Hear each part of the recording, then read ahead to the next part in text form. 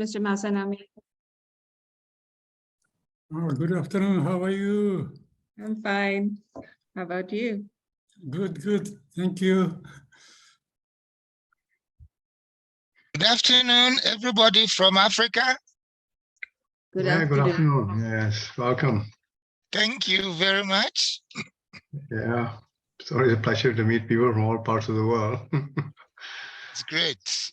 We are Yeah. privileged to be part two. Yeah, great.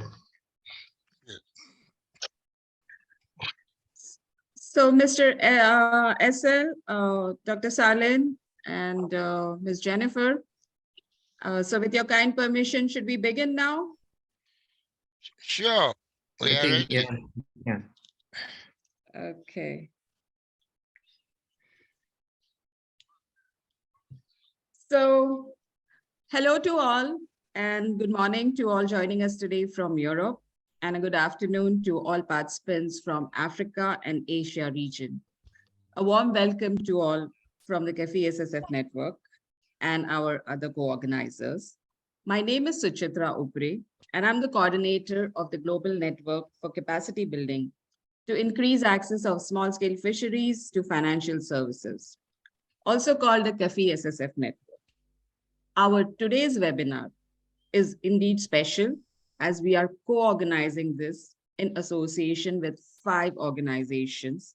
The first is Africa, that is the African Rural and Agricultural Credit Association, and APRICA, that is the Asia Pacific Rural and Agricultural Credit Association. They are our regional partners for Africa and Asia region respectively. The third organization is the Network for the Development of Agriculture Cooperatives in Asia and the Pacific, also called the NIDAC. And the fourth is the Asian Institute of Technology. These 2 organizations have recently joined the CAFI-SSF network as members. And the 5th is the Food and Agriculture Organization of the United Nations, which has also endorsed the CAFI-SSF network way back since 2019, along with Africa. So the topic for today's discussion is access to finance for empowering women in small-scale fisheries value chain. The objective for organizing this webinar is to discuss the important role of women in fishery value chain activities. This includes aquaculture, mariculture, post-harvest processing, fish marketing and distribution, as well as retail. According to recent study findings of the Illuminating Hidden Harvest, 45 million women participate in small-scale fisheries value chain, and this represents about 40% of the estimated labor force engaged in small-scale fisheries. Worldwide, women are engaged in post-harvest activity, where they account for roughly 50% of the labor force, particularly in the processing, this sector, which includes sorting and grading, as well as transportation, trading, and selling of small-scale fisheries catch. Fish processing facilities employ a workforce predominantly comprising of women working on an output-based contract basis with minimal insurance and social security benefits. Further to this, in addition, women face constraints to access essential productive resources and services, technology, market information, financial assets, and financial services to fulfill their working capital requirements as well as household life cycle needs. Although women's contribution in SSF or small-scale fisheries is economically and socially important, it receives minimal attention while formulating fisheries policies and programs. Considering these issues faced, CAFI-SSF, along with the co-organizers, brings to you the panel of speakers to discuss how these organizations address and implement policy and programs that support equitable access and promote initiatives that enhance livelihood of women engaged in small-scale fisheries and aquaculture activities. Our agenda for today is, first, we will begin with the opening remarks by Dr. Prasool Kumar Das, who is the Secretary General of APRICA. Thereafter, we have the talk by 4 of our guest speakers. Then we'll have a 10 minutes question answer session. And then our newly joined member organization, that is the NEDAC, will briefly provide information about their organization, followed by the closing remarks by Mr. Thomas Essel, the Secretary General of Africa.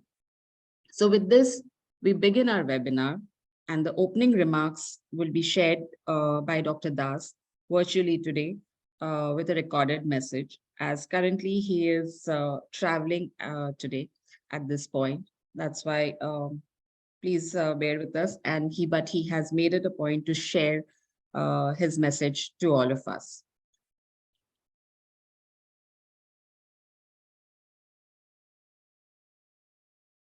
Afternoon, good morning to all of you. Today is a great day to all of us as we join this webinar to listen to our esteemed speakers on access to finance for empowering women in small-scale fisheries value chain. I welcome all the delegates and honorable speakers for this webinar. Ms.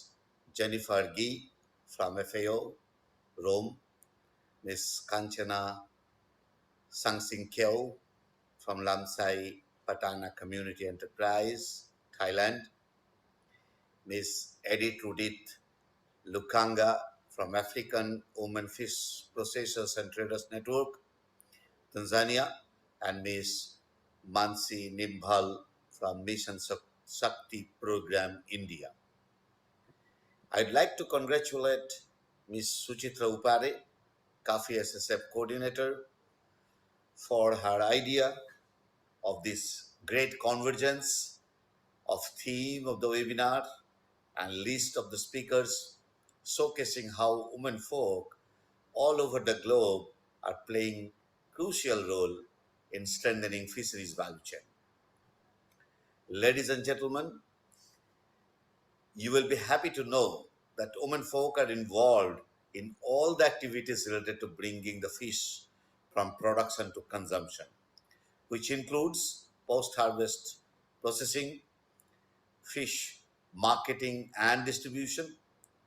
We recently conducted a study on small-scale fish value chain in Thailand, funded by FAO and our member institutions, which clearly brought out the critical roles played by women enterprises in the downstream of the value chain, fish value chain. The results corroborated with the much bigger and the recent study findings of illuminating hidden harvest, where they have shown 40% of the estimated labor force engaged in small-scale fisheries are women. We are extremely generous in accepting the fact that women's contribution in small-scale fishery business is economically and socially important. However, we, in general, forget to provide the bare minimum facilities for the women folk while formulating fisheries policies and programs.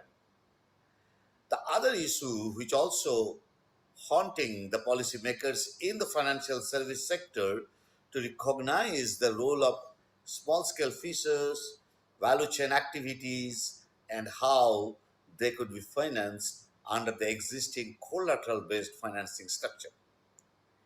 I'm sure all the distinguished panelists here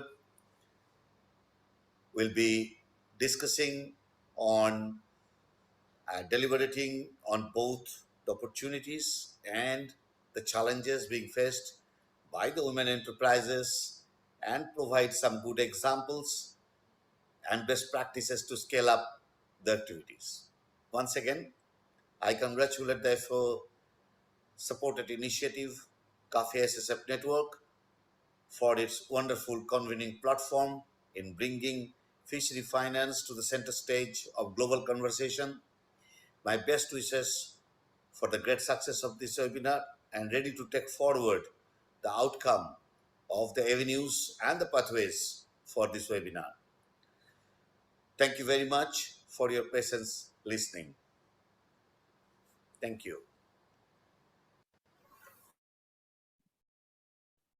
Well, thank you. Thank you, Dr. Prasoon. Um, So with this, I would like to invite Ms. Jennifer G., the team leader of the gender team, fisheries team lead for the Fisheries and Aquaculture Division of the Food and Agriculture Organization of the United Nations. Ms. Jennifer has coordinated gender-related work by raising awareness, providing technical advice, knowledge, and tools both internally and for FAO members. She has over 2 decades of experience, and she began her career as an onboard observer for the West Coast Canadian, sorry. Okay. She began her career as an onboard observer for the West Coast Canadian fishing fleet, and then on the development of aquaculture performance indicators out of the University of Victoria. Recently, she was the fishery officer responsible for global fleet and employment statistics and the socioeconomic data collection while working extensively on survey methodology. So, Ms. Jennifer, over to you for the gender equality in small-scale fisheries value chain.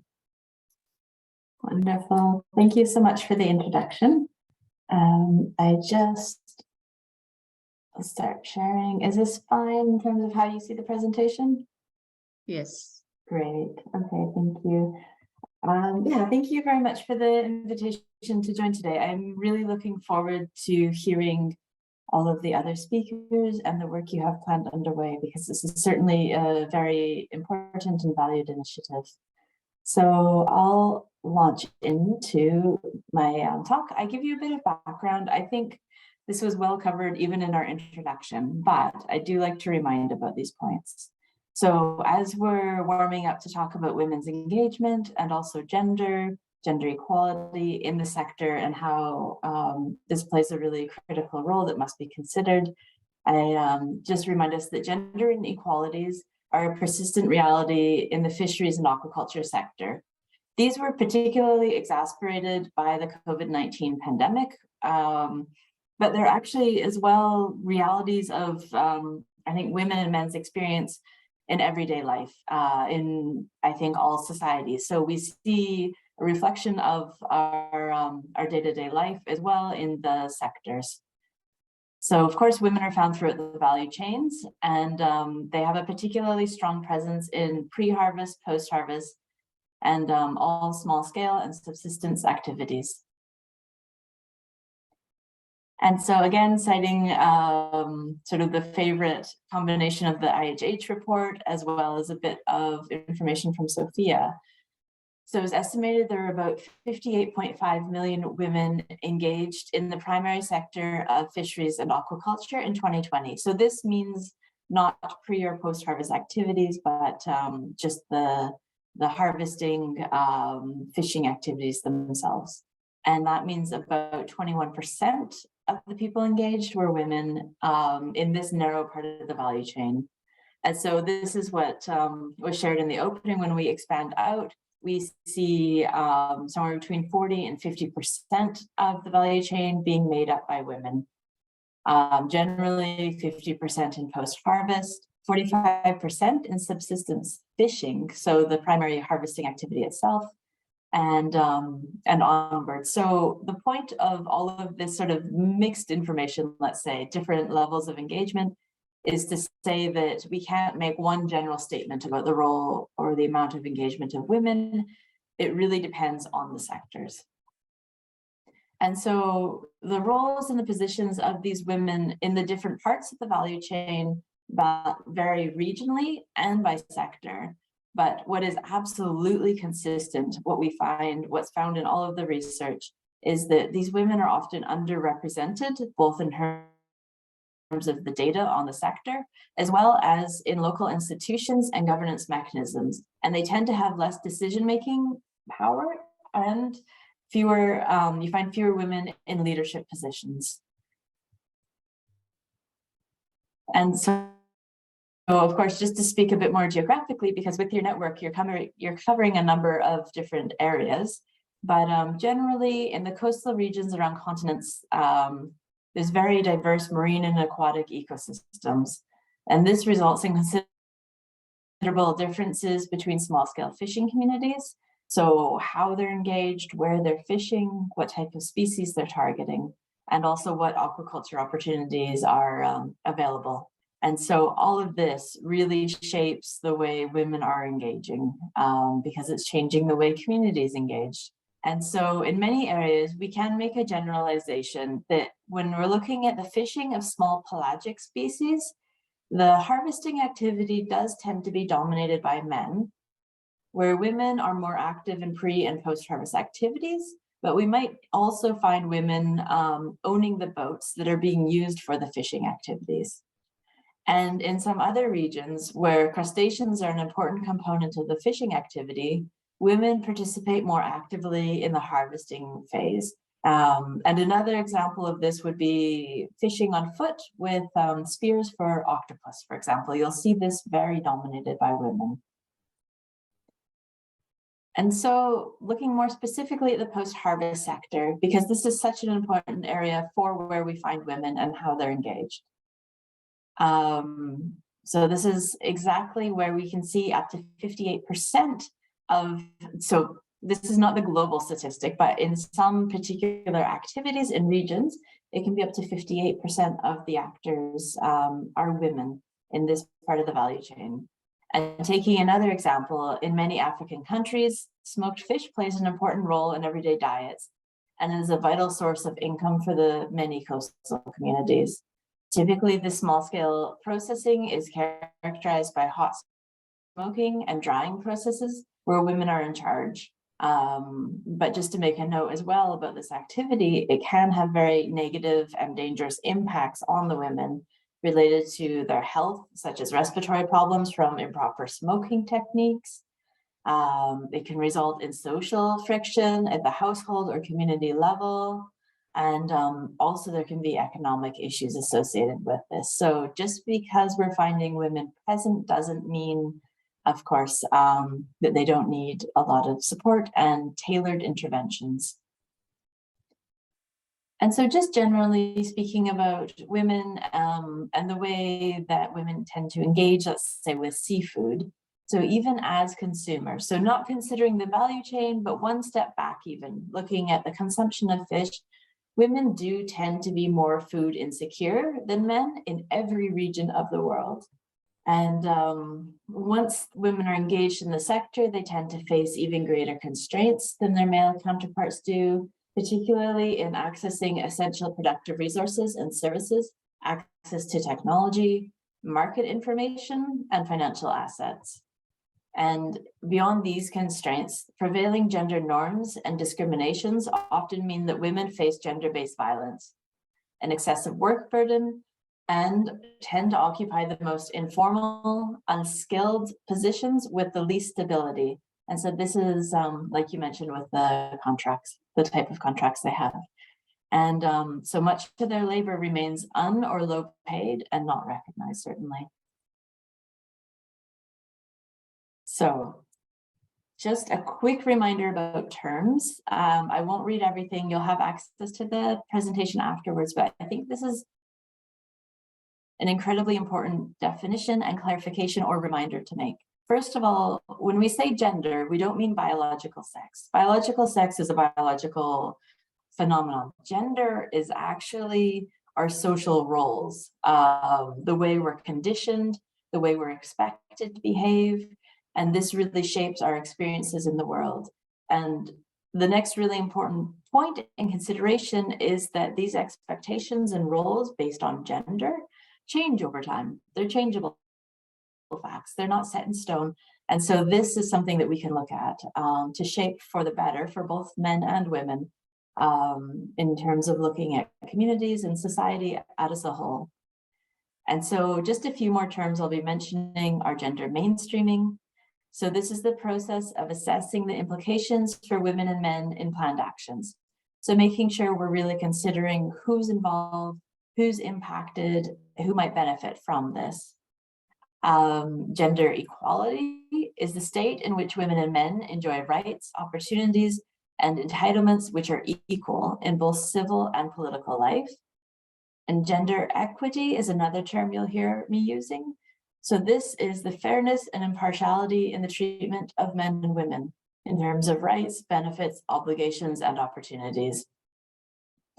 This is implying at times as well that special treatment or affirmative action might be required so that we can reach the state of gender equality.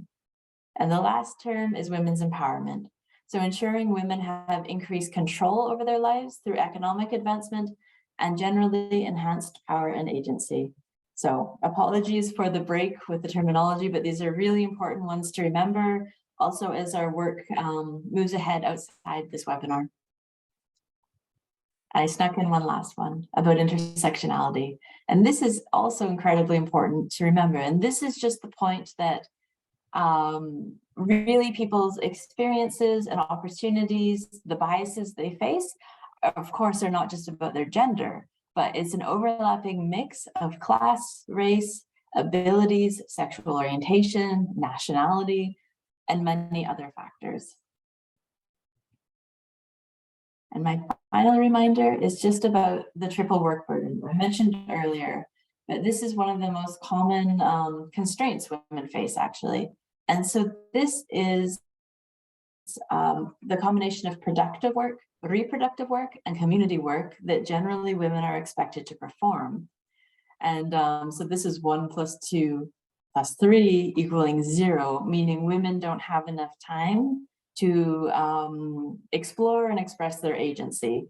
And this is really a limiting factor when we think about gender equality. And so as I'm speaking about these inequalities that women generally face, these are some of the main inequalities that have been identified quite consistently with work throughout all of the regions of the world. So women are vulnerable to disadvantageous contracts, unfair working conditions, and practices regarding fish sales and markets. Women are challenged by traditional gender roles. They're often overburdened, so this is the triple work burden, and they face unequal access to productive assets, technology, finance, and services such as education, water, and health. Women are dealing with unequal power relations between actors along the value chain. So as they're trying to find their place, negotiate buying and selling, access to different markets, things like this. And the big one you've heard mentioned a few times already is women's role in SSF is often unrecognized, and this limits their contribution to food security, nutrition, and sustainable food systems. And finally, women have limited influence over important decisions, which impacts their ability to access and manage fisheries resources. And so just to point again, these are some gender-based constraints that were identified through a project I'm working on with my team, where we're focusing right now on several value chains in Africa. So what was found was a lack of access to and control over productive resources, markets, and land. The same lack of access to and control over finances, a lack of access to decision-making power and leadership, and particularly a reluctance to use voice and speak up. The roles women are playing in these value chains, this is quite interesting because they're really dominating the post-harvest sector. However, they're occupying these parts of the sector that are the lowest paid. They have the lowest returns on, let's say, investment. And so this is really one area to work on improving and fortifying. And these women are often exposed to gender-based violence. For example, sex for fish practices and intimate partner violence. And just more broadly, the gendered division of labor and unequal participation in value chains. And so we've identified a fairly common statement where it's assumed that women are not as strong as men. And so the assumption is the work they're doing, whatever it may be, no matter how difficult it actually is, can't really be hard because women are weak. And so this is the justification for these roles being paid less. And so this seems like a great point for us to correct as well. Now, what I like to add in here is all of this said, We really want to support this concept that women are agents of change. So our work really is aimed to ensure we're fostering the potential, capacity, and sort of dreams and desires that these women have that exists already within the women working in fisheries and aquaculture, because they're not quiet, passive recipients. They're strong agents who, given the right support and opportunity, can really shape the future of how the sector develops. And so just a quick step backwards to tell you a little bit about the work that we're doing as the gender team for the Fisheries and Aquaculture Division of FAO. So our work is focused both internally and externally to support member states, projects, and other stakeholders with these links that are very easily traced back to SDG 2, SDG 5, and of course SDG 14. And I just mentioned here a few documents which are available for you afterwards if you're interested. And so our work has 4 key objectives, and these are objectives that you will see connected directly to what I was just talking about in terms of the gender-based constraints. So we want to ensure that women and men throughout the fisheries and aquaculture value chains have equal voice and decision-making power, and that no one is left behind. And of course, equal rights, access to and control over resources, equal access and control over services, markets, and decent work, and a reduction of women's work burden. So with these 4 objectives, we're generally working on gender mainstreaming for projects, programs, and events, knowledge product development, awareness raising, capacity building. And this makes a really nice link into the work of YAFA. So as you all know very well, this year is the International Year of Artisanal Fisheries and Aquaculture. And one of the pillars, so pillar 5 of the Global Action Plan of YAFA, is exactly about gender equality and equity. So this pillar sets out this statement. They acknowledge that women and men in small-scale artisanal fisheries and aquaculture are equal. And we've been conducting many webinars. There's a lot of knowledge products that have been released. And this ongoing discussion series, Women in a Changing Tide, How to Break the Bias. We've hosted several since the beginning of the year.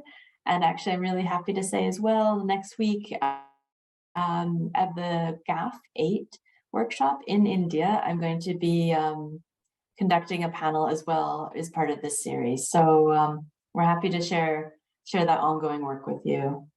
And so I'm just ending, I'm sorry, I'm a minute over, but gender equality is essential to achieve FAO's mandate. And I would say the mandate of all of our partner organizations as well. We recognize that persisting inequalities between men and women are a major obstacle to agricultural and rural development, also including fisheries and aquaculture, and that rural women and girls in particular are major agents of change. And with that, I can end, say thank you. I've shared here the hashtags and the Twitter for FAO Fisheries, in case you're interested, and I'll stop there. Thank you very much. Thank you. Thank you, Jennifer, for walking us through the different patterns of women in fisheries engaged in the different fisheries activities across various regions. And given the fact that they have minimal insurance and social security benefits, the fact that you highlighted the occupational hazards faced by them, and it was interesting to know about this octopus fishery where they do it by foot, is certainly a cause of concern, and they do not even have any much of benefits or insurance benefits, leave alone the access to finance coupled with that. And it was good that that you also discussed this lack of access and control over finances. And it's great that you've shared that particular links that people can go and look into. And thank you for sharing the work that you all are currently engaged in. So it was good to have this discussion and the fact that you highlighted these aspects to our members. So with this, we will move to the next speaker. Over here, we are slightly changing the sequence because based on the request. So before Kantana Sangsenkoi, we will go to Ms. Mansi Nimbal's presentation as she needs to leave in a few minutes. So I will begin with the introduction of Ms. Mansi Nimbal, who's going to speak about the policy initiatives to enhance livelihood of women self-help groups in India. So Ms. Mansi Nimbal is the Chief Executive of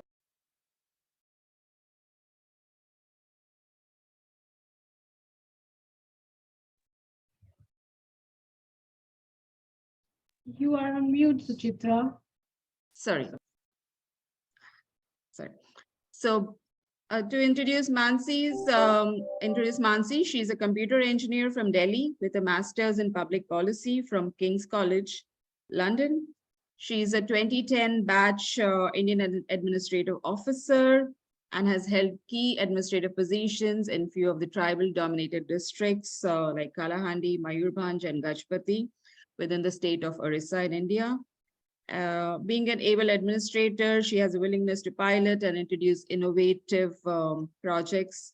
And at present, she's holding the key position of CEO, working for enhancing livelihood of women in rural areas.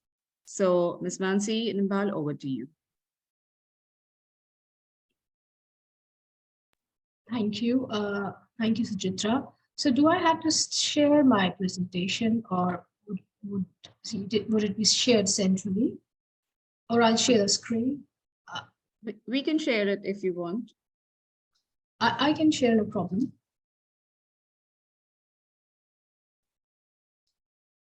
Okay, I think this is fine. Is my presentation visible to all? Yes. Yeah. Okay, so I'll just full screen it. Okay, so a very warm welcome to all of you. Good morning, good afternoon, good evening, people joining from various parts of the world. So I'll briefly run about the Fisheries Livelihood Initiative, which we have done in the state of Orissa in India. I represent a government department which are working for women livelihood in a very comprehensive basis, including all kind of livelihood intervention from farm to non-farm. So the basic objective is to increase the per capita income of the self-help group. I would like to explain the self-help group term here. This is basically is a terminology which is used for microfinancing in India, for where women are formed in group and they are able to avail bank loans and financial bank linkages when they form group of women, and it's called women self-help groups. So it's basically, the objective is to increase production, productivity, and market linkage of all the produce which are grown in the rural area and support a sustainable livelihood. And we have planned to enhance the annual income of each and every household in Orissa, which is up to 1 lakh, which is 100,000 rupees by 2025. So as I was saying, the farm livelihood comprises of many things: livestock, pisciculture, horticulture, and organic farming, nutri-garden, farm mechanization, integrated farming system, traditional collectives, and of course, convergence. So today we will just talk about livestock, fisheries, which we pisciculture. In most cases, the livelihood livelihood activities which we take up in Orissa in terms of pisciculture based on fisheries, fish-based livelihood activities, it is mostly a supplemental livelihood in addition to any other livelihood which they are doing. So it can be their farming would be the main livelihood, or let's say there is another livestock, a supplementary livelihood they're doing, or any other livelihood which is their major source of income. But fish, in most cases, as a livelihood, we are promoting as a supplementing income. for these women in rural Odisha. So we have so far, this is just an update that how we have set up 156 pisciculture clusters and which is constituting of 150 household per 5 hectares, and it is operation in 30 districts. And for each cluster, we have given us financial support of 10 lakh rupees, which would be 10,000 pound if we roughly, if we convert that. And so in terms of cumulative investment, achievement, we have been able to include 140 household, which are, and 22,085 self-help women group, which are working in the fish livelihood sector as a source of income. And the annual income varies, but the average income for a given household who are engaged in fish-based livelihood, it is something about 29,000 rupees or 30,000 rupees, which is, again, as I said, it's a supplement income. This is not their main source of livelihood. So we give support, the monetary support which we provide them, which give them support for seed, feed, manures, fertilizers, training, and technical support. So there are different models of fish-based livelihood which we have. I'll discuss one by one. One is ornamental fisheries, which is more about rearing of colorful aquarium fish. So it's already being started, well established in 20 districts. We provide a financial support for 5 lakh rupees, which is 5,000 roughly. And again, if you see the average income, it's 27,000 to 28,000 per household. So in each scheme, there is a support from our side, which starts from financial assistance, which is generally given in terms of a low percentage bank loan, which is given through our institutional financial institution at the village level. And also we provide them training. So that's another aspect which we give. We have developed lots of resource booklets in the local language in order for them to understand procedure for technicalities of fish farming. So this is another new initiative which we have taken by a flock cluster.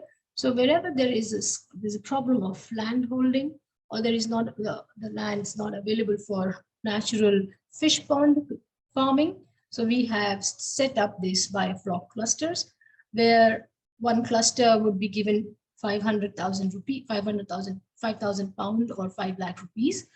And it is set up in a very small area of 1,200 square feet area. And 30 households which would maintain that fish bioflock pond. And if you see, the average income is highest so far in the bioflock clusters. There's another intervention which we are doing, cage cluster, which is our highest financial intervention, because it requires a lot of financial support in getting the technical equipments for cage culture fish farming. So that's the biggest source of investment. So we provide them a financial low cost 1 to 2% bank loan for this women self-help group to start these cage clusters. So this is just, we started, the income is yet to arrive in these.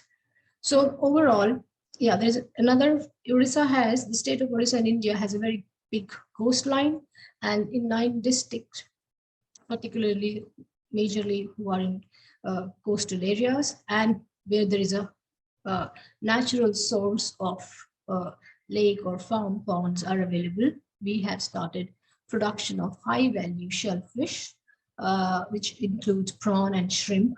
And again, if you've seen, each of our fish-based livelihood is in a cluster format.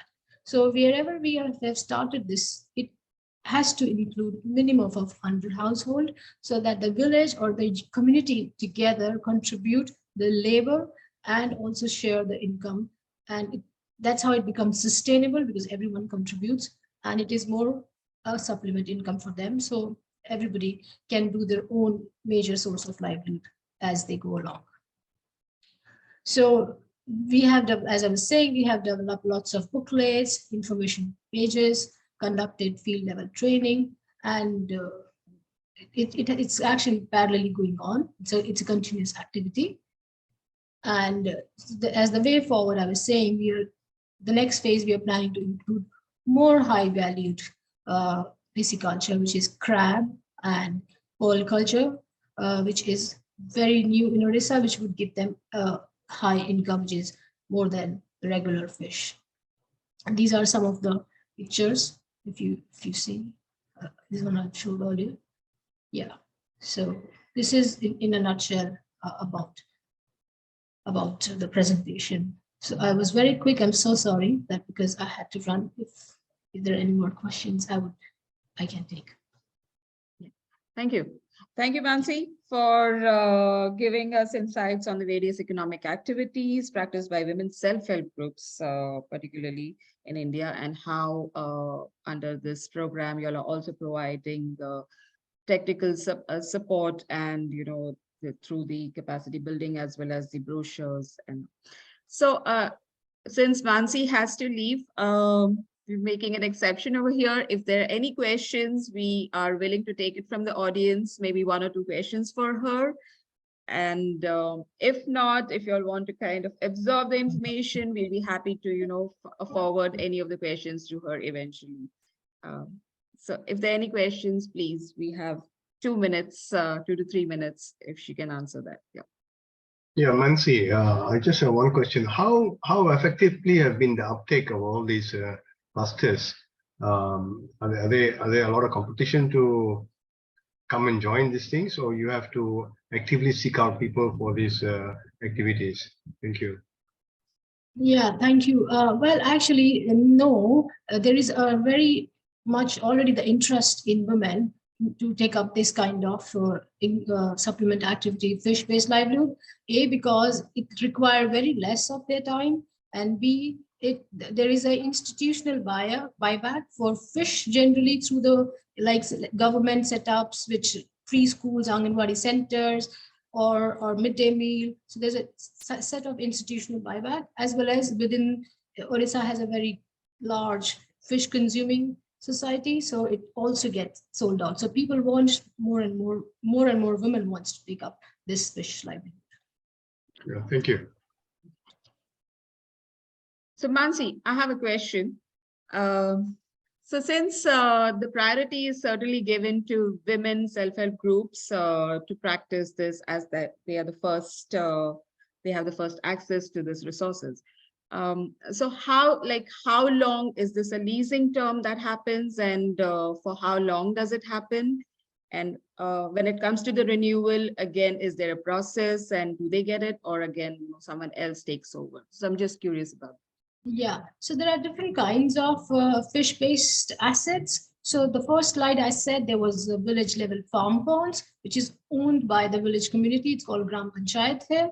So these are given on lease, and there is a advertisement and competition to get that lease. And generally, because there's a guideline that you have to give preference to women-based groups for major source of livelihood, especially fish. So they participate in that local level advertisement, and the lease is for 5 years. So once they get that, so they get that local farm pond for 5 years. And other fish-based livelihood, which requires purchase of pond like biofloc or other source of concrete pond, which they do it from the funds we provide them. Okay, thank you. And one more. So this is the training is provided by the Department of Fisheries, or it's the in-house as a part of this Orissa livelihood mission that you have? So we work in convergence with the Fisheries Department, and we have actually at each village level, we have trained one person called Krishi Mitra and Prani Mitra. So Prani Mitra looks after livestock and fish. So he is trained regularly at the state level for all these activities. He or she goes back to the village and look after one cluster. So one Prani Mitra will not be looking more than 1 or 2 cluster, which is like 100 to 200 households only. So he becomes as our part, and the technical assistance is also given by the Fisheries Department. Okay. Thank you. Thank you. So if there are no other questions, So thank you. Thank you, Mansi, for Thank you. making it in spite of your hectic schedule. Thanks a lot. Thank you, everyone, and good luck. Thank you. Thanks. So with this, we will move to the next presenter. That is Ms. Kantana Sangsingkoi. Ms. Kantana is going to speak on empowering women in small-scale aquaculture, the Women's Cooperative in Thailand. She is the Senior Business Consultant for the Samlai Patana Community Enterprise. Ms. Kantana has more than 2 decades of experience in the food, retail, and variety of other retail businesses. Her expertise is in establishing operations and marketing platforms, positioning most appropriate segmentation of products in each market, and open up sales distribution that includes also with several community enterprises. She's been working closely with the Samlai Patana Community Enterprise, mainly with regard to finding new retail markets and for the products and support business strategies. So Ms. Kantana, over to you. สวัสดีค่ะ Good morning, good evening, good afternoon from Thailand. สวัสดีค่ะ I'm going to be the presenter of this, but most likely the content and everything. Sitting next to me is the very honored the president of the Lamsai Patana Enterprise. She is the very well-established lady next to me. I have this presentation making from her interview, and then I have an honor to invite her to next to me in case anybody want to have her identity and then want to have the Q&A now or even further after this. Okay, let me start with my deck. Let me share my screen.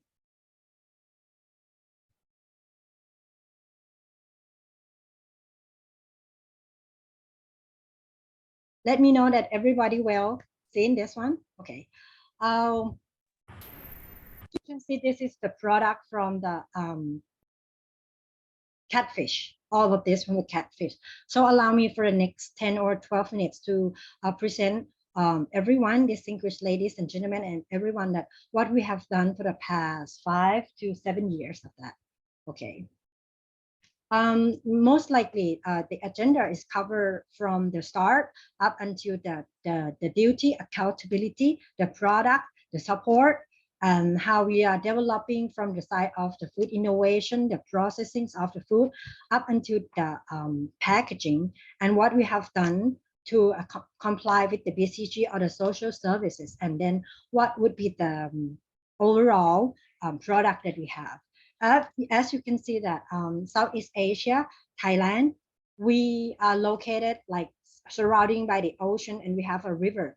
So this Lamsai Patana community is situated in province called Pathum Thani. Pathum Thani, you can say this is one of the provinces of the capital vicinity in the Great Dot.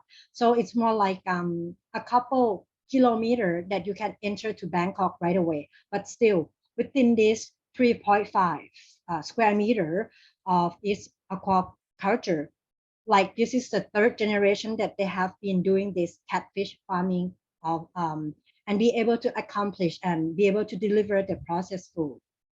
So let me go briefly. I'm not gonna read every single word up in that, but it is start. I think it's a start like the other country that a catfish price is very low. So all the villager has been collecting and adopting all the wisdom and be able to produce and then sell the processed catfish at the very preliminary stage. Up until there have been an application to the successful registration from the Provincial Agriculture Office, the Department of Agriculture Promotion, that has this community called Community Enterprise. So they name it exactly where is the area, which is called, I know it's very hard to the rest of the people, Lamsai Patana, that is the name of the area. So whenever we say Lamsai Patana, people in that area know exactly where is this 3.5 square meter million kind of area that is. And this enterprise has been officially registered on the under this name under Pathum Thani province, and they have been structured and developing on the production, processing, marketing, whatsoever according to the standards at that time accordingly and successfully. That is the first original. And the original funding, private funding, is come from each out of the pocket of the member. Original member back in 2019, before the registration authorized, that these 7 people that put up their own money out of the pocket. So the original budget of this group is only worth it in local currency Thai bahts is only 350,000 only. But by the time that the BACC, which is Bank of Agriculture and Agriculture Cooperative, step in and help them to shape up, qualifying, and they get this huge turnaround point with a much larger fund. And they the amount from the original only that 350, it's it's 3.5 million baht. So you can imagine from a very small amount from the very fish farming up until this. So it's like open up an opportunity for them that I'm going to walk through to the next step. This comprise of 2 major groups, which is the first group is a larger group. But the group that I presented today is the second group of the catfish processing people, consisting of the total of 18 members. The 10, of course, they are male. And the 8 rigid women of this female, they are helping up majorly doing all the cooking, packing, and come up with a genius recipe and idea of how they can present or selling the finished product of all the catfish. So as you can see from the presentation that I put up some of the key major activity like the seminar, meeting, workshop, or even they are participating in the let's say coming up with the best recipe or like a mini competition to find out and come up with the best solution that they can present, that they win an award as well.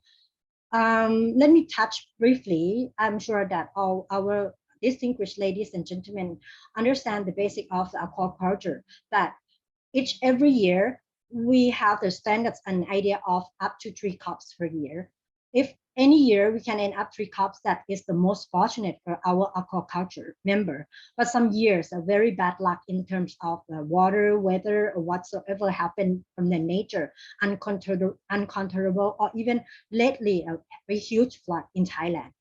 They only can end up doing only 1 crops. So 1 crops, the price is kind of fluctuation and not meeting the standards for the export. So there are majorly focusing on the upstream. That's all 10 mil that helping up doing all this work. But in the second phase of the midstream of this, the women are stepping in because they are helping to do whatever the fish at that time is not qualified to the standards weighing.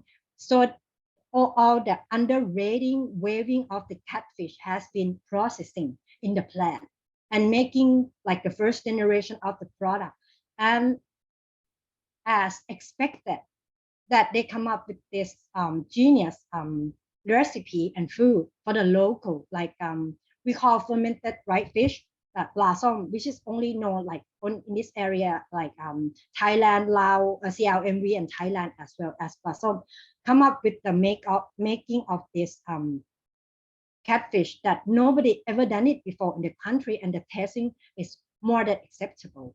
So, and then sell other ready to eat product that is very well known now. We call like the fried catfish stripe, the original flavor, whatever flavor, and we use the skin and we use some sort of the meat to do some other product as well. So what we done with the leftover, the fat belly, we use it as a cooking oil. The bone, the fish head, we just like sell it back, making some money. We don't throw anything away or like become somebody trash or somebody back on the nature trash, but we transform as this 8 female transform everything back to the nature, back into the market. That's all the process. And all in all, the final stage is the market that accommodating, making some large scale member to distribute all the sales that they make money, and they go back to the crops and starting from feeding the fish one more time again. So that's become the cycle. Allow me to briefly introduced in this table in this page, like this is all the product currently very good selling in the finished product, all made from 100% catfish, no flour added at all. So that would be like 4 major product is ready to eat, and the last 2 product is ready to cook. That is the original come up with the gram and come up with the price.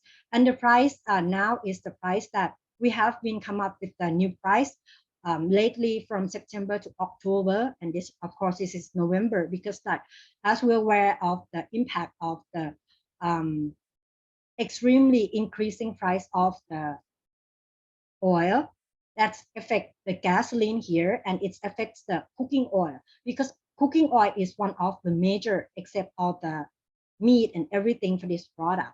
So it's kind of like we enter now at this stage. We are proudly say that we're helping the enterprise to be able to enter into the retail scale that has been understanding, and we know nationwide that we need to have the tax system included as well. So that's why this is like more detail into the tax and scheme and the pricing.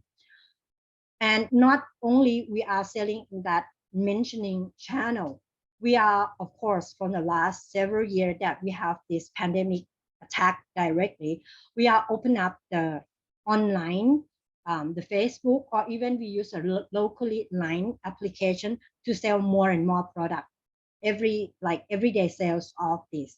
And in the orange package, it is the crispy fish chip that has been one of the, it actually is a top selling product so far now for the enterprise.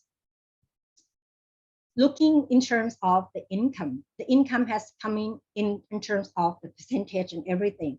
I will highlight by 2022, by the end of this year, everything is go according to the plan that we has been able to enter the more market, not only from the flea market level, but we enter in another upper level of the retail, and that's been supporting on with them more and more, like the chain restaurant, qualified, Bangkok, vicinity, and nationwide. And we would expect next year, 2023, we will increase more of the income for the enterprise with this introduction and then selling. We cannot done all of this without the supporting from all the department major, like the food innovation and the product development from the provincial agriculture and the Thai FDA, the Department of Agriculture, developing the catfish to be able to win, to become the winner of Pathum Thani province and the region as well. And the product packaging design and everything, we have been receiving great support from the Rajamangala University of Technology, which is situated close to the fishery, aquaculture, and ponds, that area as well. And this is like the public interest. They have this community service aiding the environmental care and the environmental impact, that they don't put any waste or anything back into the environment. They follow, let's say, rigidly to the BCG model, that I'm sure that everybody familiar with the BCG model into the concept. And according to this, they have been receiving a very good supporting from all the related department to be able helping them, checking them, and do the following up, like every month, every quarter, and every 6 months, and every year with that as well. So this is become the not only the product that we are mentioned, this is the product on the progress that we are developing more flavor of the fish chip, more variety style of the sausages, because internationally you go with the sausages here, but we have our own, like the Chinese way, the northern way, the north way, or very, very authentic way, or even that some fish cake, that kind of thing. But all in all is making from the catfish meat. That is the getting more and more attention and getting more and more acceptance into the product. So that would be all the sharing from the community enterprise. Thank you. Thank you. Thank you, Kandana, for for walking us through this enterprises initiatives and letting us know that how right from cultivation to the processed fish products, nothing is wasted and how they have converted everything to revenue generation. So with this, we will move to the next presenter. That is Ms. Edurithit Lukanga. Ms. Edurithit is the Secretary General of the African Women Fish Processors and Traders Network, also called the OFFISHNet. She's the Vice Chairman also of the International Steering Committee for the International Year of Artisanal Fisheries and Aquaculture, IAFA 2022. She is also the co-president of World Forum of Fish Harvesters and Fish Processors. Edurithit holds a master's in environmental sciences and for more than 15 years has the experience working in the small-scale fisheries sector with interest in gender and women empowerment, aquatic food systems, value chain analysis and development. So Edurithit, over to you on Collaborative Network for Women in Small-Scale Fisheries, Value Chain in Tanzania. Thank you. Thank you so much, Suchitra. Can you allow me to share my screen, please? Sure. Okay.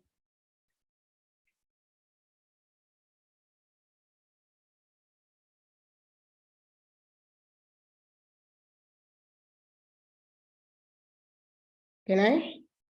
Not yet.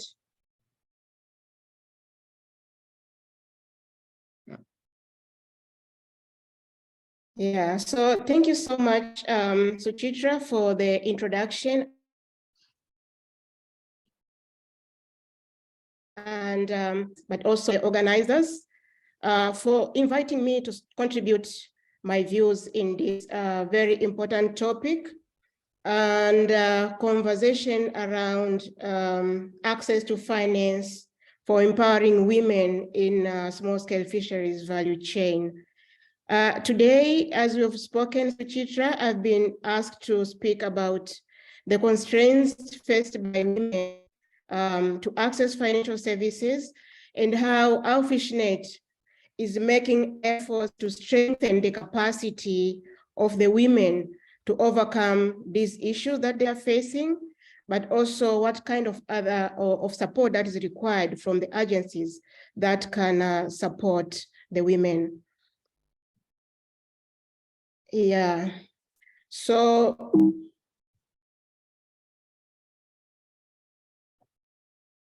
so before I go into the presentation about what I've been asked to share, that will focus on the strengthening of capacities of women in small-scale fisheries in Tanzania, I would like to share this scenario that I encountered recently as I'm performing my daily duties in empowering women in the Lake Victoria Basin. And this also relates to the access to finance for women, the efforts that are being done to support women to access funding and other financial resources. I was with my team in this village, in one of the districts in Lake Victoria, where when we are supporting the women to talk around issues, identifying issues that they face in their day-to-day life, we got into contact with this lady who happened to access finances as a loan from the district in Bukoba or in Muleba district in Kagera region. And as she went home with the amount of funding that she got, her partner wanted to get all the money from her and she refused. But what happened later on, the man went out and on his way back, he found the woman cooking. The water was boiling in the cooking pot. And what he did, he was very mad that, why didn't you give me the funding? Why didn't you want to share with me the money that you got? He just took the water and poured the boiling water onto the woman.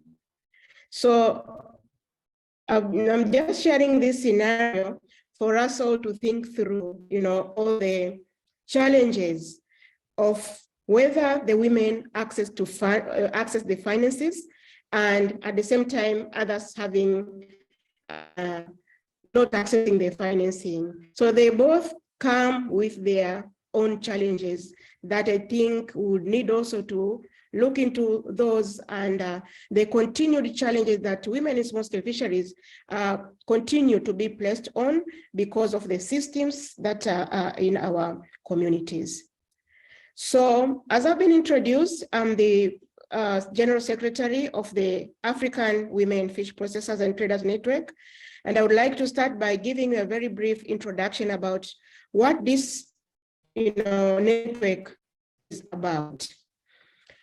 So it is a continental network of women in small-scale fisheries who process and trade fish. And the network draws its membership from the African Union member countries. And this network was established in 2017 as an outcome of a consultative process that was held. It was a regional consultative process that was held in Tanzania with the support of the African Union. And it enabled the women to sit together as processors and traders from the continent. What is it that they can do together to be able to engage and participate in a meaningful way in the processes that will lead to the development of the sector that is of a high interest to them? So among the objectives and goals to establish the network include facilitate collaboration and cooperation between and among the women fish processors and traders in the continent, but also sharing of the best practices, experiences, and technology, but also learning. And if I may recall, the process towards establishing of the continental network, it stems from a training that was organized prior to this regional consultative workshop. And the women, when they were engaging into this training, they were able to see and learn that the challenges that they are facing are similar. And therefore they wanted to stay in touch and try to see how can they transfer technology from one place to the other. How can they continue with the conversation they already initiated in the process? So in addition to advocate for issues affecting their activities and facilitate enabling policy environment to enhance their role in the fisheries sector in the continent. Excuse me, Jennifer, there's some background noise coming from maybe somewhere, if it could be muted. Yeah, so in addition to the goals, the network also was established to attract increased public and private investment in the fish post-harvest activities, the processing and trading, but also to strengthen their role as a small and medium enterprises, and hence expanding their market and market opportunities, resulting in the improved intra and inter-regional African business in fish. So as we are seeing, and it has been also mentioned by the previous speakers, particularly Jennifer, actually she mentioned a lot of what I wanted to speak about in this conversation. Women are faced with a lot of challenges. And what our FishNet is doing is a response to those challenges in trying to seek for solutions as what can be done to improve the situation. And the primary challenge around the small-scale fisheries sector that is facing the women is the challenge of access. Access to market, access to productive resources, access to market information, access to technology in terms of value addition, in terms of storage facilities, in terms of communication, but also access to decision-making processes at different levels, and including also the subject matter that is central in today's conversation, that is access to finance and other financial resources, and underlying it all is the access around organizational capacities of the women in the small-scale fisheries sector. So as an outcome of the regional conference of establishing AUFISHNet, the women came up with some way forward, and number one included to strengthen the national organizations of women in small-scale fisheries in all the countries that are members to AUFISHNet, because that is very primary, as in order to have a strong continental network, it needs to have a strong base. And this strong base is the members, the membership in the African countries. And we managed the process of looking into which countries already have their national organizations established and which do not have, but also even in those where they already have, the national organizations still need capacities in so many different ways. And that's why this has been a preoccupation of AUFISHNet since its establishment in 2017. And I wish to use this platform also to register appreciations on behalf of AUFISHNet to all the partners who have supported AUFISHNet to be where it is today, especially in facilitating establishment of the national organizations, enabling members of the AUFISHNet to meet and do some meetings, especially for the leadership, but also we did the very first annual General Assembly in 2019. So I wish to register and I recognize all the partners who have supported AUFISHNet. So in Tanzania particularly, the country is a member to AUFISHNet through the Tanzania Women Fish Workers Association, TAWFA, and this was established in 2019. And while it was kind of subscribing to the action plan that was developed by AUFISHNet, in the national level, there were also some processes that were already ongoing as an effort to implement the voluntary guidelines for securing sustainable small-scale fisheries in the context of food security and poverty alleviation. And this SSF guidelines has one of its components being gender equality and equity. So the government of Tanzania, in collaboration with not-for-profit organizations, including EMEDO, an organization that I work with, we've worked together hand in hand in supporting the women in the small-scale fisheries in Tanzania to get organized as a primary activity that would help also the women to work together as a collective to strategize and engage in order to address the challenges that I have already mentioned. And also they've been mentioned by the previous speakers.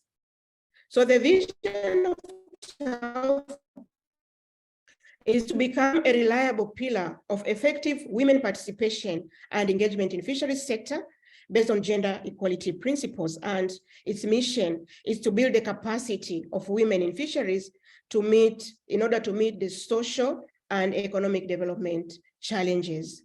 And its goal is to empower the women fish workers in the country to attain their rights in utilizing fisheries resources, fostering gender equality, and achieve socio-economic development that are alluded to the national level policy and strategy documents, but also continental and global level instruments that also have the objective of empowering women in the sector.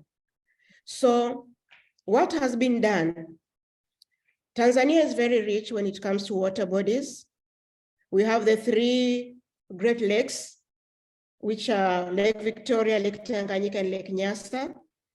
We have the whole stretch of the Indian Ocean, but also we have a lot of other small water bodies, including small lakes and rivers.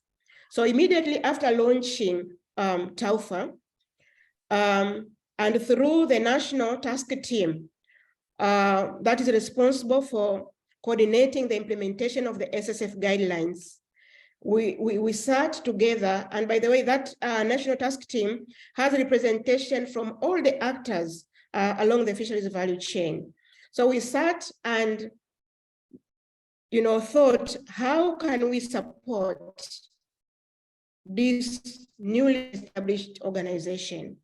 So we facilitated the women to elect their own leadership at the national level. We were able to train the women, especially the leadership, on the transformational leadership training for women's rights and empowerment. That is very important because as leaders, their role is to facilitate and to see the transformation of the women from where they are today towards their ideal situation where they dream to be. And this is very important because what we need to see is transformation on the ground. Then, sorry to interrupt. Edurita, you have last 2 minutes, please. Okay. Yeah. So in building the organizational capacity, we're able to now go down at the TAWFA zonal levels. We launched the Lake Victoria zone, Lake Tanganyika zone, the marine zone of TAWFA, and all these are very important because in different zones, the women have different challenges, and therefore this zonation is also important into contributing at the end of the day to the national level process. So fast forward, as we were doing these consultations at the zonal level, particularly in the Lake Victoria, if I can give an example, we were able to establish, to facilitate a process whereby women have established the challenges that they are facing at district level. And then districts, all the districts in one region, they came together to also identify their priorities at the region, and then they came together at the zonal level. So access to finance has come up as a primary issue, because even when they have a lot of other issues and they have identified all these priorities, implementation and transforming all those challenges into opportunities and transforming them to improve the situation, they need finances. So the government, through the local government authorities, are doing efforts to improve the conditions whereby women can be accessing loans through the local government authorities. But the challenge also that comes with this improvement is that now the loans will be accessed through internet, and this poses a great challenge because not all women have access to the facilities like the mobile phone, and also the skills into accessing internet and the use of digital devices.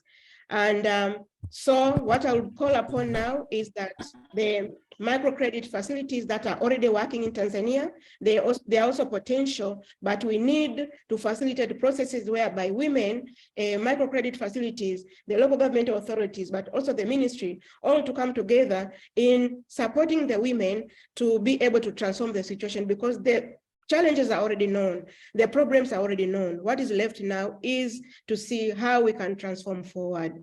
And therefore, it is important that we are using this year, the International Year of Artisanal Fisheries and Aquaculture, IAFA, as a springboard towards next year and the following years, looking forward into how can we now allocate resources, both financial and non-financial, into addressing all these challenges. So that being said, I would like to thank you so much for giving me the opportunity to be able to share these experiences. Thank you so much.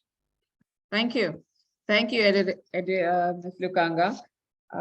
It was really interesting to get an overview about OfficeNet's work and the goal and mission and the challenges that are faced by women and how you're empowering them through the microcredit, particularly bringing in digital technology to ensure that access to finance is provided. So that's something in terms of financial literacy and the challenges which we have been discussing is also one of the things which needs to be looked into, and hope as well highlighted by you that YAFA is a good year to highlight these issues way forward. So with this, the forum is open for any questions to our speakers. We have about 10 minutes. We will be taking the questions from the members. There is a raised hand already.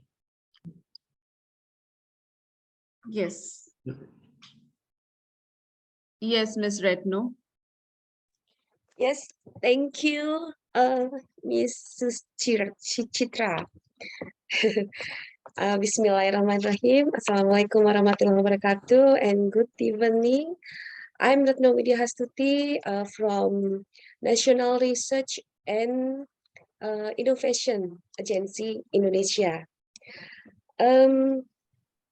The first, I agree that currently the limitation on women are related to decision making, especially joint decision when discussing in forums involving men and women.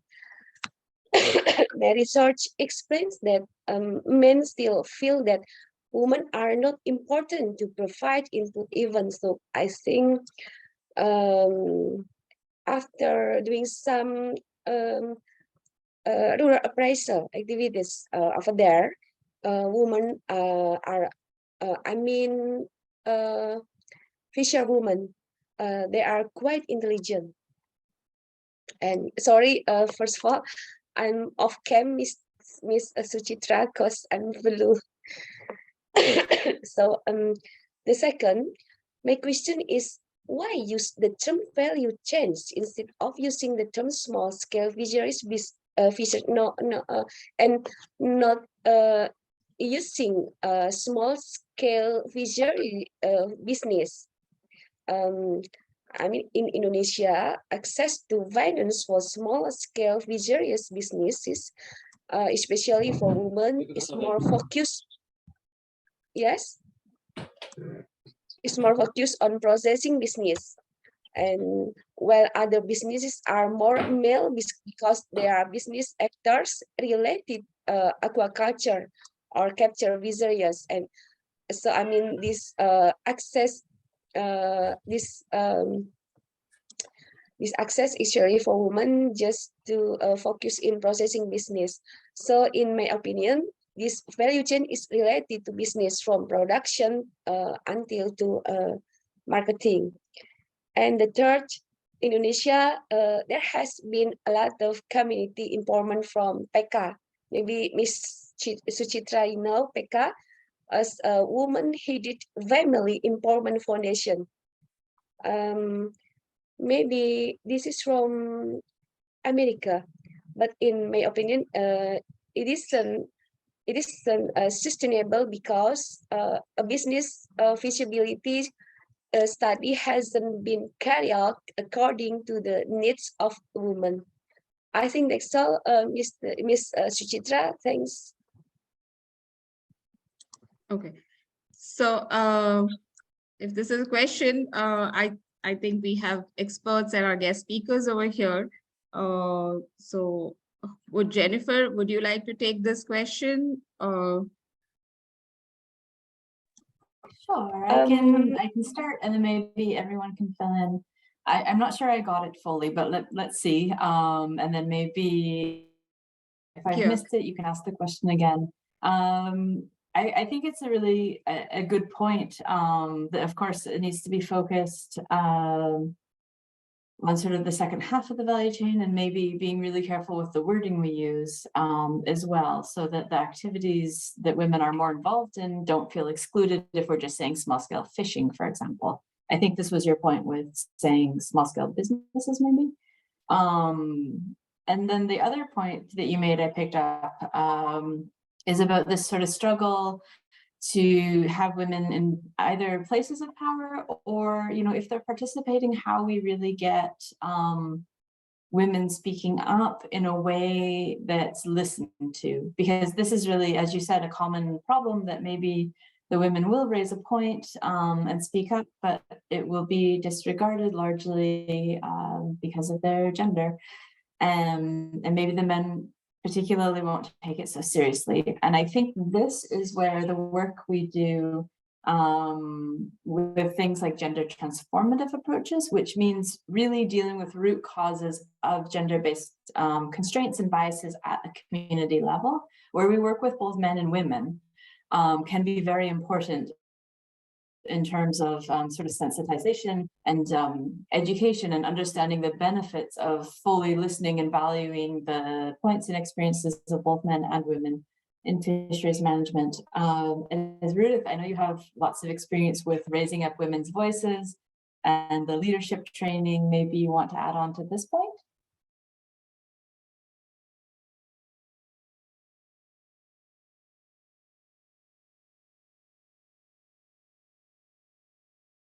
So I think over here, in terms of the value chain activities which we mentioned, so it's also about, obviously there are several enterprises or micro enterprises activities which are there.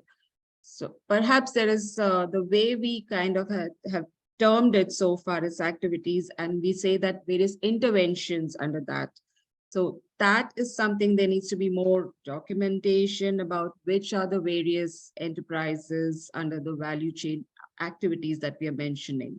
Perhaps that would bring more kind of, clarity in terms of how women are involved in the small scale fisheries enterprises, perhaps. Of course, when we go down in the literature, there is Mansi's also presentation where we have seen that in the aquaculture sector itself, there are so many, right from prawn farming to shrimp culture and various other biofloc activities, which she has highlighted. So I think that's where, we need to be being more clear. That's our thought process, and that's how we are also communicating with various agencies, because not many are aware as to what kind of enterprises or businesses are involved in under the fisheries broad sector in general. So if anyone wants to add anything further to this.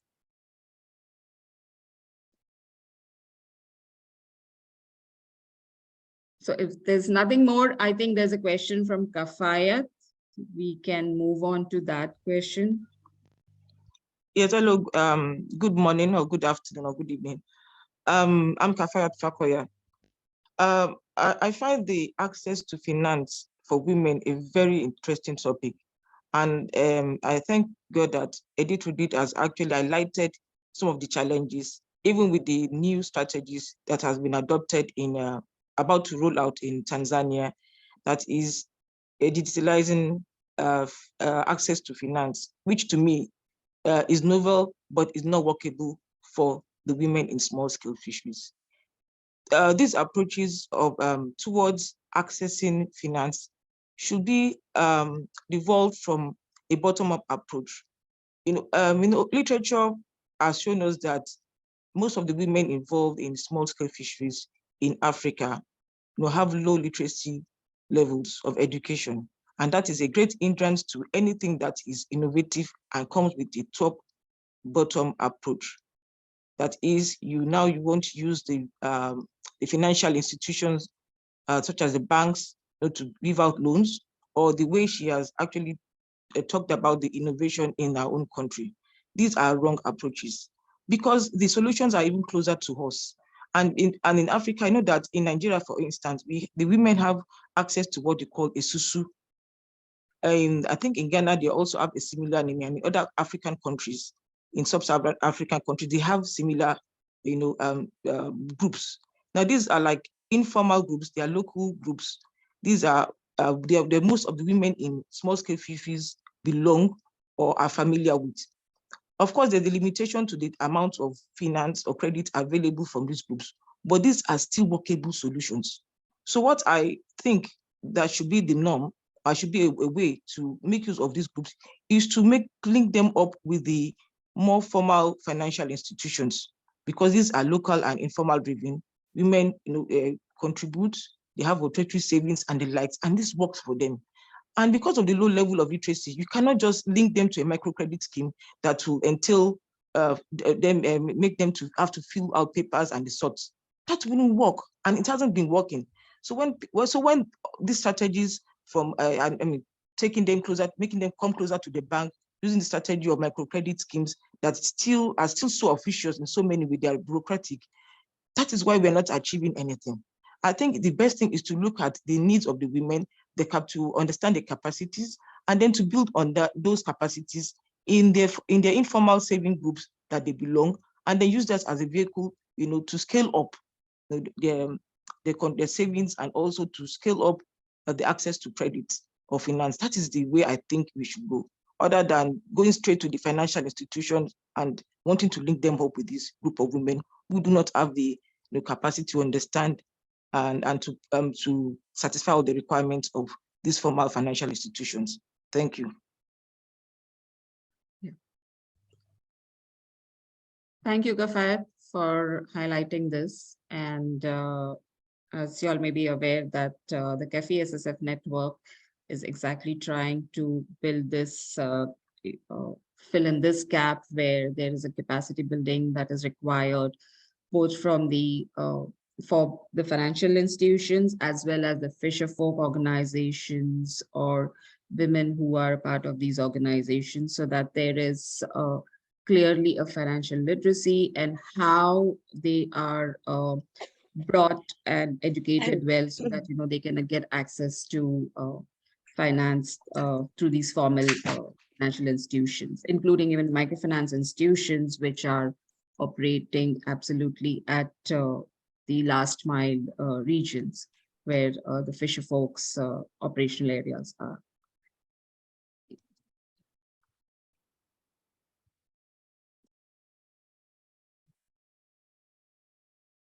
So if there are no other questions, we can move to the next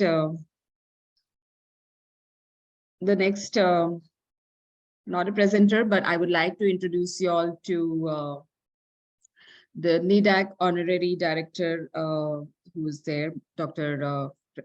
Krishnan Salin, who will give us information about NIDAC's work currently in the cooperative sector, and how they are engaging now eventually in the fisheries cooperative sector also. So just to tell you in brief about NIDAC and about Dr. Salin, he was voted as the president-elect of the World Aquaculture Society, Asia Pacific chapter in 2021, and after serving as its director since 2019. He's also an associate editor of the Elsevier journal Aquaculture Reports, and as visiting professor at Shanghai Ocean University in China. So Dr. Salin, over to you.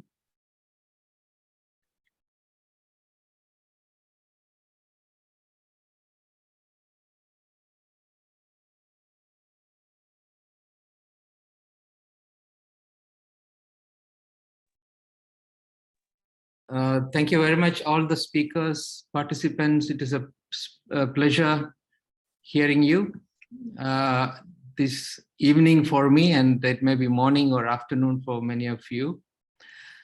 Yeah, I'm here representing two organizations, the NIDAC that Suchitra has mentioned,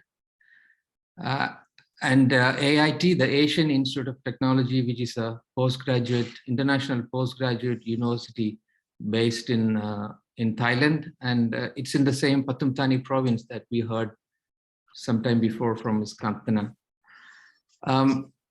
So I would like to introduce the NIDAC as a global network, and NIDAC stands for the Network for the Development of Agricultural Cooperatives in Asia and the Pacific.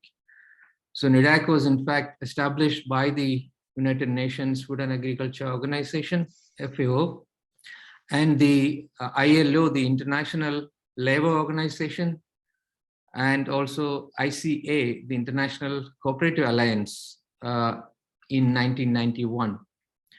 So NIDAC was established with a vision to forge regional alliances, mainly by exchanging technical know-how and also experiences among agricultural cooperatives and also cooperatives from allied sectors, mainly from the Asia-Pacific region. And NIDAC now stands as a forum, as a neutral platform for cooperatives worldwide, and also as a network to exchange information on matters of common interest for the benefit of all its members through mutual cooperation and understanding. Talking more about NIDAC, NIDAC in fact strives to fulfill its mission for greater contribution to poverty alleviation, job creation, and social integration by promoting the cooperative mode of operation among agricultural organizations. Our members are primary cooperatives and also ministries of cooperation in many countries, and also government organizations working under the ministry, and all the similar or non-governmental organizations working to promote agriculture cooperatives in the region. And it provides a forum for assistance to empower cooperative movement through capacity development programs, workshops and training programs, and also study visits or exposure visits to our member countries in Asia and the Pacific, including the 57 NIDAC member organizations from 12 countries. Interestingly, we also have a member from Africa, as Kenya is a member, among other countries. NIDAC also facilitate business and trade among cooperatives by exchange of technologies and good practices to promote sustainable fisheries and aquaculture, value chain analysis and development to ensure food security, and also demonstrating industry prospects and action plans to develop smallholder farmers, also the related enterprises, and also promoting entrepreneurship among fisheries cooperatives at the national and regional levels. NIDAC has established, in fact, 10 broad thematic areas and also various committees under these broad themes. And the fisheries cooperatives and also coastal cooperatives are two prominent committees working under NIDAC's broad thematic areas. So we organized several events, even in the COVID-19 pandemic time, almost 2 years. NIDAC was actively engaged in organizing programs, particularly through webinars. And prominent among them on the fisheries cooperatives are something like a webinar, International Symposium on Sustainable Aquaculture Value Chains, focused on the primary cooperatives in Asia. And this event was organized with the Anhui Academy of Agriculture Sciences in China.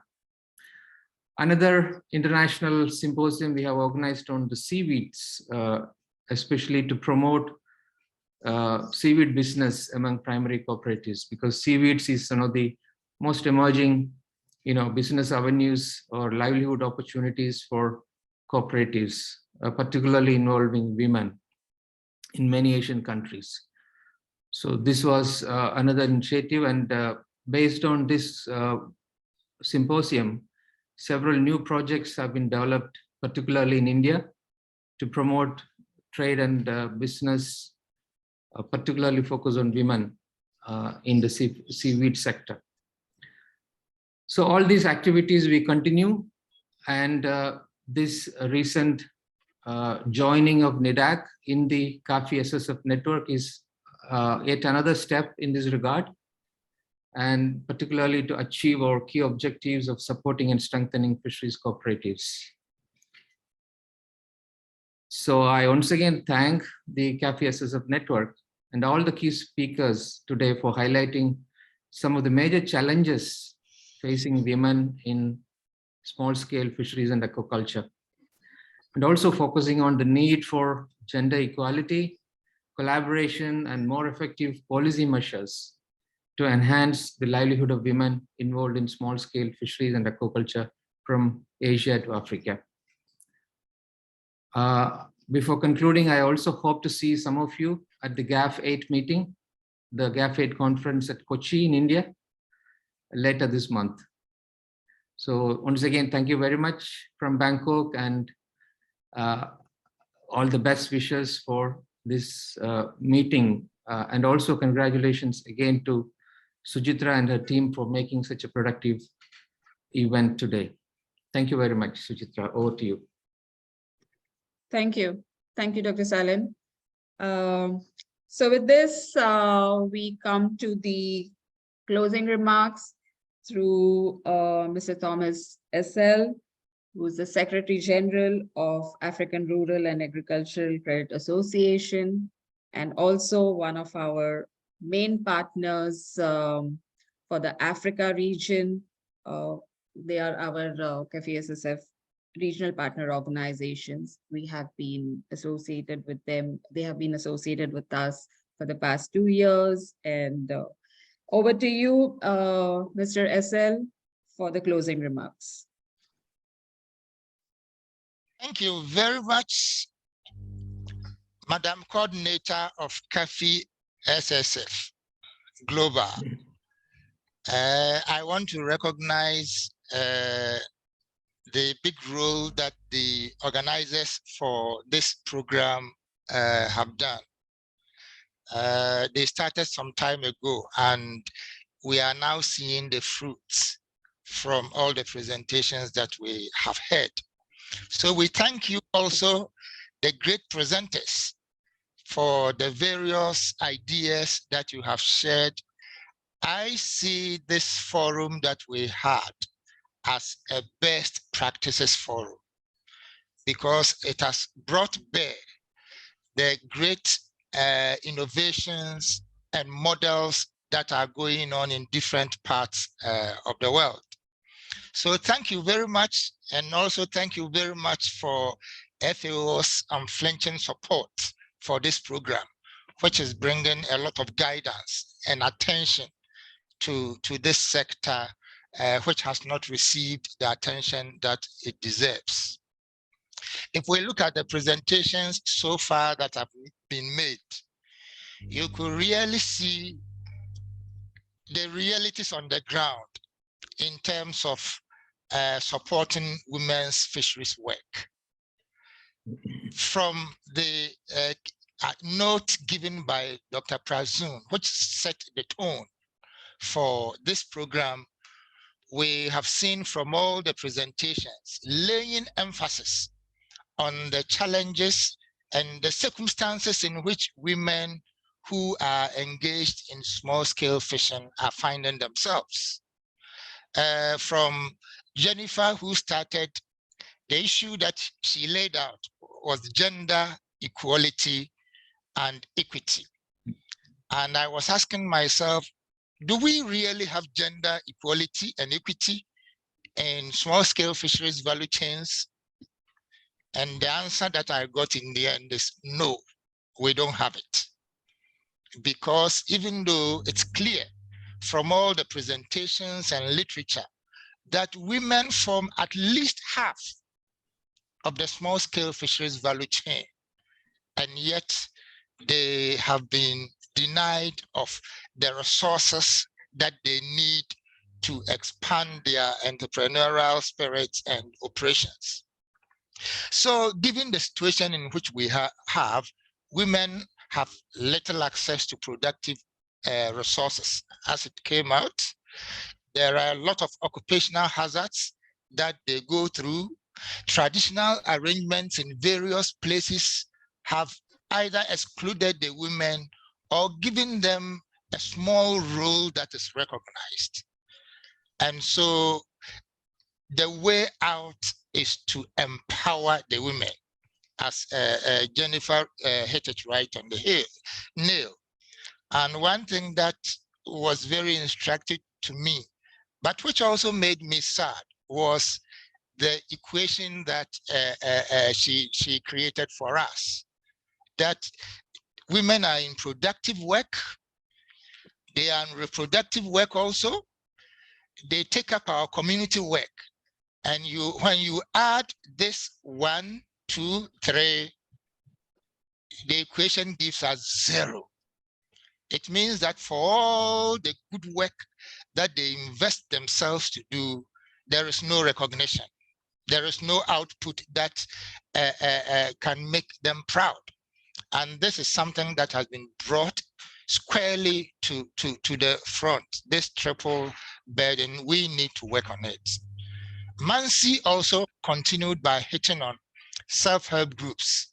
And this is important because if you look across even the financial sector in Africa, group lending has become a key model that many of these financial institutions use to reach those who under normal circumstances have limited access to finance, and more especially women. And from work that has been done from various sources, I did some research work with ILO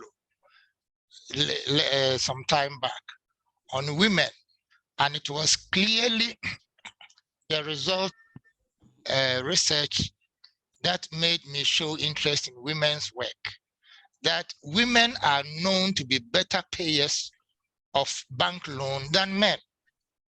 And a lot of literature corroborates this. So the attention given to self-help groups in terms of increasing their production capacity, and then creating market linkages is important. And we all must help to pursue this. Ms. Cantana also extended it by bringing out the community enterprise structure with the catfish example, which is really innovative, which means that with innovation, the little that we have, we can make great things out of them. No part of the catfish is thrown away. Even the bones, the oil, everything is processed to enhance, to gain market acceptability. And this is the way we must help our women to move towards. FishNet brought the key issues: access to finance. If you even want to build capacity, you will need finance. If you want to access new innovation, technology, you will need finance. And all these organizational strengthening need financing, and yet they have little access. WHO is currently doing some work in Kenya and 9 other countries in Africa about fisheries and how we can promote financing for the sector, because we have realized that resources going to that sector is very weak. What governments are providing are not enough. What development partners and NGOs are also supplementing are not enough. So it is now important that we bring the financial sector, who are always there with them. The development partners will go, the NGOs may go, these financial institutions will be there. And that is why FAO is targeting them to see how best they can finance that sector, more especially youth and women. And very soon we will come out with a financing strategy as how best the financial institutions can reach out to this sector where women dominate in the value chain. So we can see that women have a lot of challenges from what we have heard. But to come out of the challenges, they need empowerment. And for this empowerment, it will mean that we must improve the entrepreneurial and management skills of women. We must help to fix the value chain from the fishers to the processors to the distributors to the market. All those challenges should be fixed. We must encourage the strengthening of women, especially in groups, so that they can even learn from each other. It is also important that whilst we build capacity, we encourage them to network, because they cannot always be together. But if we encourage them to do proper networking, wherever they are, they can exploit the better practices that others are doing. And to conclude, what we need to support women to expand their productive base and to have that economic empowerment is partnership by all key stakeholders. Governments need to provide the enhancing role. Development partners and NGOs are doing so well. In places where nobody wants to go, they reach out there. So they should continue their role.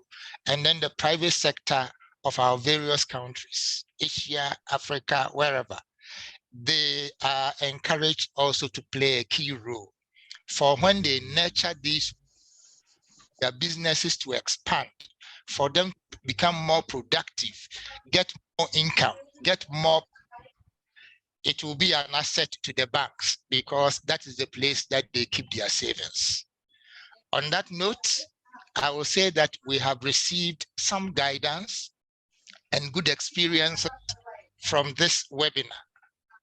It is now our obligation as those who have taken part to push the frontiers of women in small-scale fisheries in order to empower them. Thank you very much, and this should be our resolve. Thank you. Thank you. Thank you, Mr. SL, for the wonderful and to the point, and you have hit the nail in terms of all the points for how we can provide access and empower women. For all those who may not be aware, as I told you, that both Africa and Africa are one of our main and important regional partners to disseminate, to pilot projects, and we work together for documenting, highlighting case studies, and for strengthening and capacity building of both the financial institutions and fisher folks in these regions. So on this note, I would like to thank all our speakers who joined us. It's been a great learning, and I hope you all enjoyed this knowledge sharing session. And we will continue to organize more of these knowledge sharing topics. Please feel free to write to us on what topics you would like to help us organizing this. And for all those who are not yet members, feel free to join our network. And currently the membership is free for all the organizations. Particularly, it's a member-based organization and not individual at this stage.